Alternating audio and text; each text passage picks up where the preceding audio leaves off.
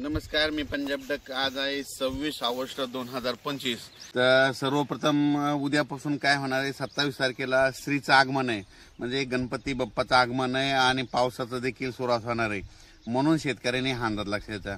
राज्यातल्या शेतकऱ्याला सांगू इच्छितो की तुम्ही काय करा, म्हणजे आता ना जो म्हणजे आज आणि उद्याचे दिवस तुम्हाला ना शेतामध्ये फवारणी करायला वेळ भेटेल, दुपारपर्यंत ऊन भेटेल, त्याच्यामध्ये तुम्ही फवारणीची खताची कामे करून घ्या। कारण की राज्यामध्ये 27 पासून ते गणपतीचं आगमन म्हणजे गणपती बाप्पाचं आगमन पासून ते विसर्जनापर्यंत राज्यात सांगायचं झालं तर पाऊस जास्त कुठं पडणार आहे, वर्धा, नागपूर, भंडारा, गोंदिया, चंद्रपूर, यवतमाळ, नांदेड, हिंगोली, त्याच्यानंतर परभणी, त्याच्यानंतर बीड जिल्हा, लातूर जिल्हा, जालना जिल्हा, संभाजीनगर, बुलढाणा जिल्हा, अकोला, अमरावती, हिंगोली, वाशिम, म्हणजे गणपती आपलं श्रीचं आगमन पासून ते 5 तारखेपर्यंत विसर्जनापर्यंत ह्या पट्ट्यामध्ये दररोज वेगवेगळ्या भागात दररोज पाऊस सुरू राहणार आहे।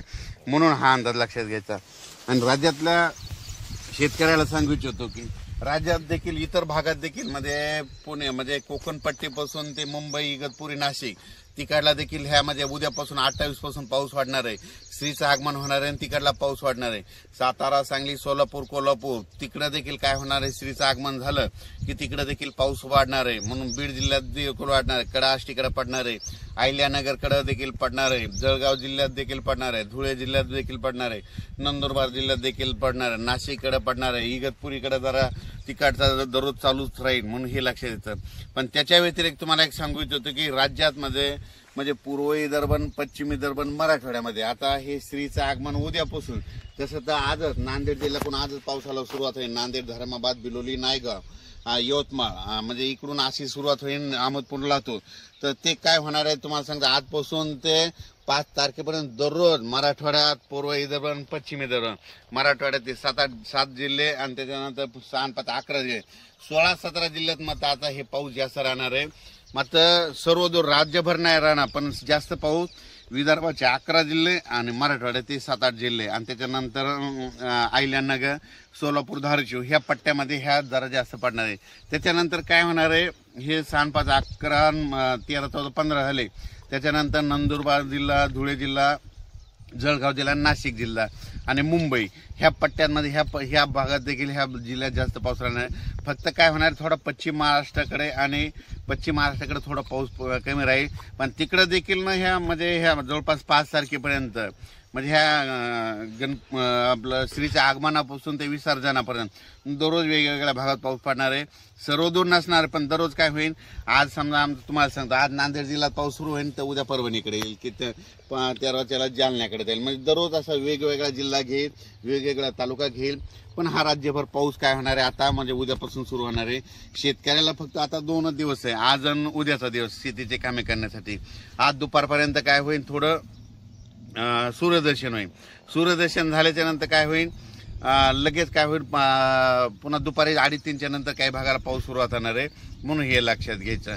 पण राज्यात मात्र सांगायचं झालं तर म्हणजे हे उद्या म्हणजे 27 तारखेपासून 27 ऑगस्ट ते जवळपास 5 सप्टेंबरच्या दरम्यान दररोज वेगवेगळ्या भागात विखुरलेला स्वरूपाचा पाऊस पडणार आहे।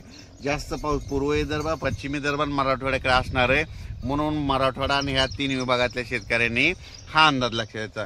फक्त मग त्याचा पावसाचा जोर कुठं पश्चिम महाराष्ट्राकडे कमी राहील, तिकडे देखील पाऊस पडणार आहे, पण काय होणार, थोडा फार कमी प्रमाणात राहणार आहे। म्हणून हा अंदाज लक्षात घ्यायचा।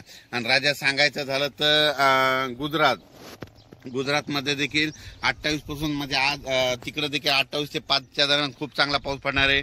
राजस्थानकडे खूप पडणार आहे, मध्य प्रदेशकडे देखील खूप पडणार आहे। म्हणजे ह्या 5-6 दिवसामध्ये 8 दिवसाच्या काळामध्ये मध्य प्रदेश झालं, राजस्थान झालं, गुजरात झालं, तिकडे देखील खूप पाऊस पडणार आहे। म्हणून त्या राज्यातल्या शेतकऱ्यांनी हे अंदाज लक्षात घ्यायचा, कारण की त्या राज्यातले आपले फॉलोअर्स आहेत म्हणून तुम्हाला सांगतो।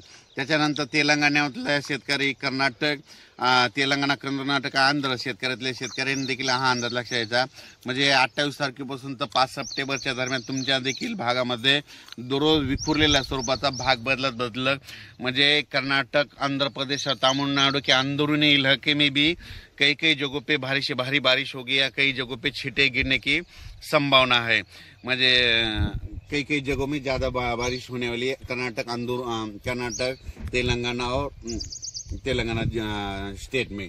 आणि त्याच्यानंतर सांगतो की महाराष्ट्रात देखील दररोज वेगवेगळ्या भागात पाऊस पडणार आहे, म्हणून शेतकऱ्यांनी ह्या 2-3 दिवसामध्ये, आणि तसं तर काय करायचं आता ह्या 8 दिवसामध्ये जसं वेळ शेतीचे कामं भेटतील तसं कामं करून घ्या, म्हणून ही अंदाज लक्षात ठेवा। पण राज्यात मात्र जास्त पाऊस आता मराठवाडा आणि विदर्भ, नंदुरबार, धुळे, जळगाव ह्या पट्ट्यात राहणार आहे, म्हणून हा अंदाज लक्षात ठेवा। याचा एक व्हिडिओ परत सविस्तर उद्याच्याला दिला जाईल। धन्यवाद।